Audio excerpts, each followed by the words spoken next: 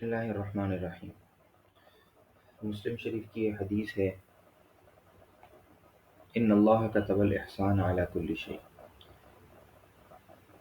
اللہ تعالیٰ نے ایکسلنس، اچھا لیول، اچھی کوالٹی اور سلیقے کے ساتھ کام کرنا یہ لازم قرار دیا ہے ہر قسم کی ایکٹیویٹیز میں۔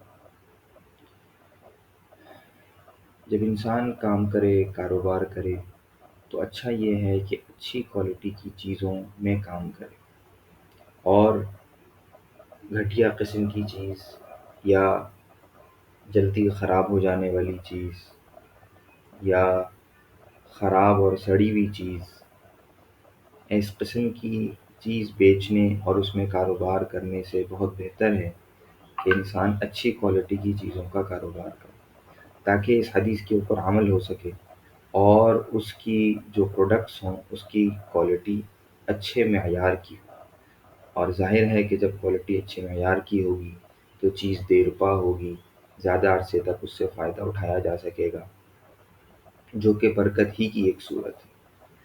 تو کاروبار کی ایکٹیویٹیز میں بھی اور اپنی پروڈکٹس میں بھی احسان کے درجے کو پہنچنے کی کوشش کریں۔